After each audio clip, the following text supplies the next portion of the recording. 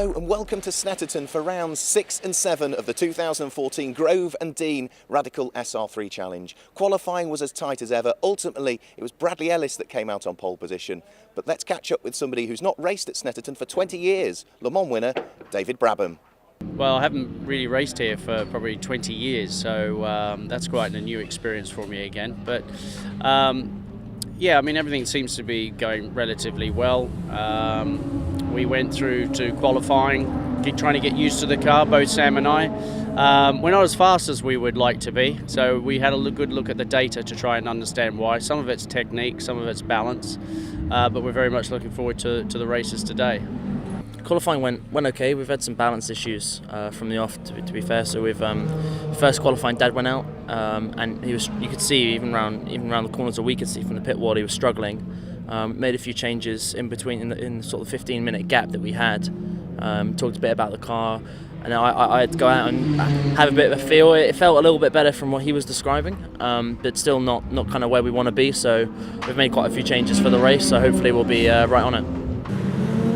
So as the cars come to the grid for the first race, it's Andy Cummings and Bradley Ellis who have pole position from Peter Belshaw and Phil Keane and Lewis Plato in third place. Well, as the race got underway, it was Bradley Ellis who looked to take the immediate advantage, although he went wheel to wheel into riches with Phil Keane. The rest of the pack jinked through safely as they surged out of riches on towards the Montreal hairpin for the first time. Lewis Plato was also trying to make progress early on. Scott Malvern very much in the mix. Stephen Boyles kept the field tightly bunched. Well, all eyes for the opening laps were on the battle to lead the race between Phil Keane and Bradley Ellis, with Lewis Plato in third, watching to see how things unfolded, trying to join in the battle whenever the opportunity presented itself. Scott Malvern in fourth was also very much in the mix for the podium placings. Unfortunately, it all went wrong for Bradley Ellis. A spin for him in the early stages, and that put he and Andy Cummings out of the race. Promoted Phil Keane to the lead, and he was able to steadily build a slight advantage over Plato and Malvern. Phil Keane always flies when he gets the opportunity. This a golden opportunity to give he and Peter Belshaw a chance to challenge for victory. Behind though, David Brabham showing strongly, which you'd expect as he and Jeff Westholm engaged in a thoroughly entertaining battle. Very welcome to see David and Sam Brabham on the grid this weekend. The pair of them really showing their pedigree by being competitive from the outset. Shaheen Nuri and Jeff Westerholm then had a tussle as eyes turned towards the pits and the mid-race pit stops. Early in was Lewis Plato. He was going to do full duration single-handedly, therefore he had the luxury of really timing his pit stop to suit him best. For the Harveys though, it was a case of coming in and switching between Brian and Tom Harvey. So Lewis Plato got sent back into the race, and the pits became very crowded indeed, while James Abbott taking over from Father Phil.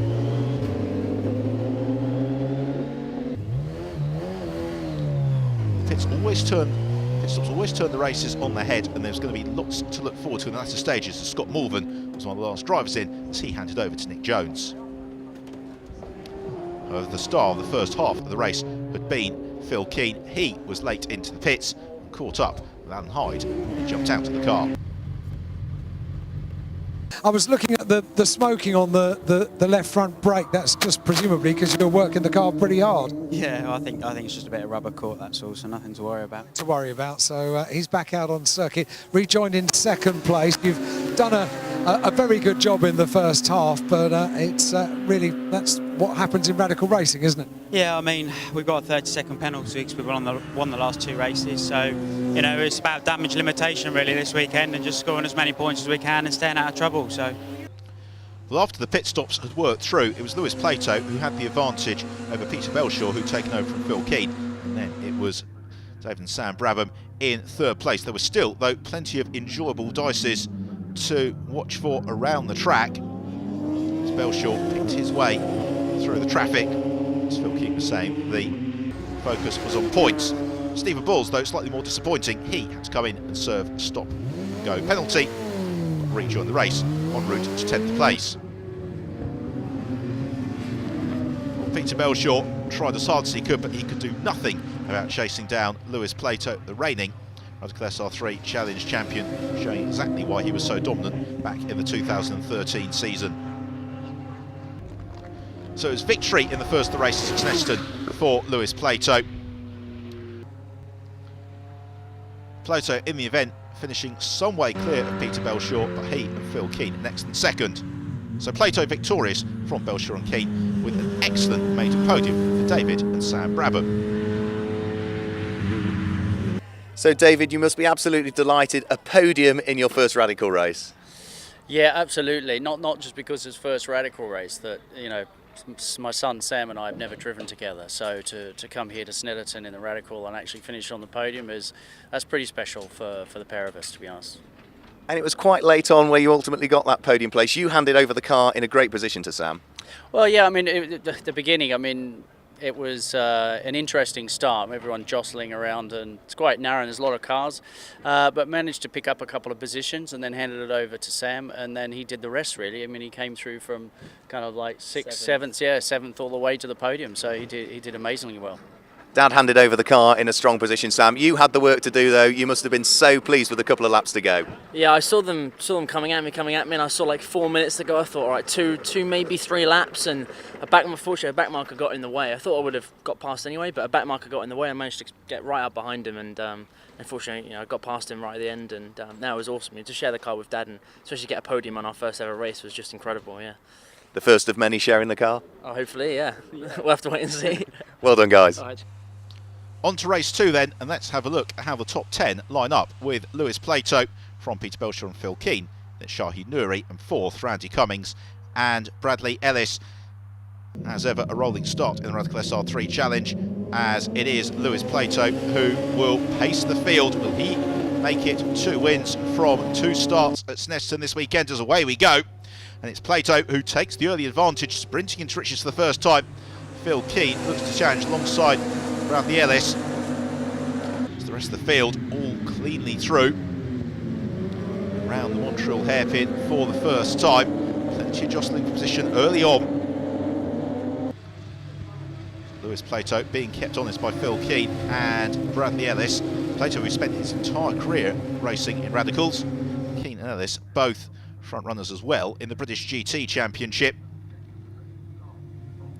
Through Hamilton, Shahid Nouri coming under a little bit of pressure there from Stuart Mosley, who looks to the inside into Vorgees in the black and red car, trying to pick his way up the order if he possibly can, as Plato sprints down the Bentley Straight, trying to build that buffer over Phil Keane. And we've got Scott Morvan and Jasper Westerholm next along. Pair of them trying to get onto terms with that leading trio, because already you can see the electrifying pace early on. Stuart Mosley now makes the move stick on Shahid Nouri, half lap after he started it. Into Coram Curb and in car with the Brabhams. You can see just how Coram tightens on the exit for that left-hand flick at Murray's, which you really need to get a good exit from for the propulsion along then the centre straight. Slight uphill climb into Riches. Already Plato, a couple of car lengths clear of Phil Keane, and Bradley Ellis is there in 3rd place. Mindful of the fact that car didn't make it through to the checker flag in race 1. We're getting to that stage of the season where championship points are starting to become rather important. So through Palmer, sprinting on towards Agostini. Some great battles in this race really. Wherever you look, there's cars all grouped together, as Sam Brabham does chase of those in front of him. Westholm really to the fore of that particular scrap. Then it is Shahid Nouri and the Harveys, and then Sam Brabham next along. Meanwhile, out front, Lewis Plato's been reeled in once more by Phil Keane. Great scrap at the head of the field as we race towards the mid-race pit stops. A problem for Jasper Westerholm. He has come into contact with something which has dislodged the front nose cone. A little bit of damage flapping around them. out of Nelson on towards the bomb hole. The leading trio have been pretty much inseparable throughout the duration as they accelerate on towards Coram Curve. Shahin Nuri for the first time has got a little bit of daylight around him as he looks to press on to the mid-race pit stops, which are about to unfold. The drivers, helmeted and hands device attached, ready for the opening of the pit window. Nick Jones puts his helmet on as the first pit stops are underway. Tom Ashton about to jump in to number 27 car. David and Sam Brabham also switching over early on. They'll look for their second podium of the weekend.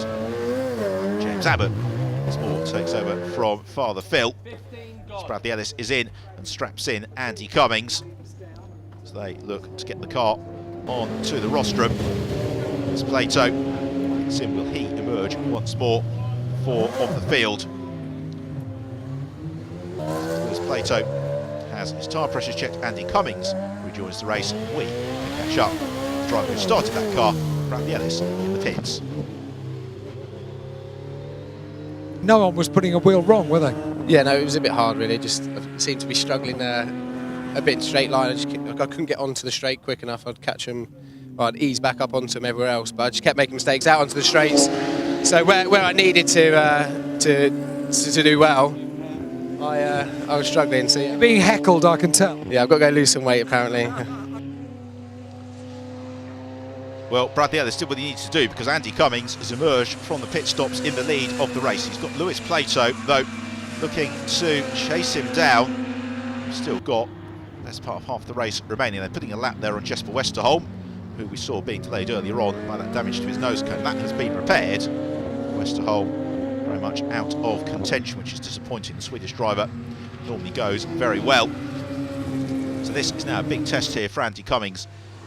Can he withstand the inexorable challenge from Lewis Plato? In third place, it's Peter Belshaw, having taken over from Phil Keane.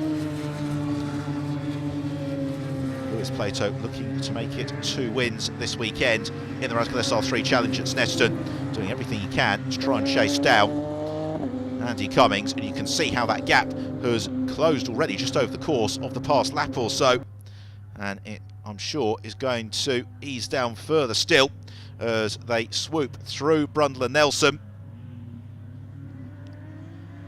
And Lewis Plato really flying. He's now within about 5 car lengths, no more than that, of Andy Cummings as they head out of the bomb hole on towards Coram Curve. Just the poise of Lewis Plato's car, you can see how hard he's challenging. And Bradley Ellis was saying he was struggling to get the number 6 car going out of the turns quite as he would like, and Lewis Plato has no such drama, and that means that he closes right up onto the tail of Andy Cummings as they sprint up the centre straight into Riches. He can't quite make the move into Riches. Lewis Plato, now that he's caught his prey, can bide his time, wait for the right moment. Doesn't happen at Montreal though. The pair of them head around the hairpin on towards the left-hander at Palmer. That will propel them towards Agostini, but it's the mistake from Cummings at Palmer. He doesn't make the apex, slides wide, and through goes Lewis Plato. Plato takes the lead of the race. It's behind, plenty of dicing still going on. Shahin Nuri looks to make progress. Andy Cummings tries to delve deep into his pocket, see if he's got something in reserve to come back at Lewis Plato. I suspect that is going to be far easier said than done. So the pair of them head around Williams and now on to the Bentley Straight.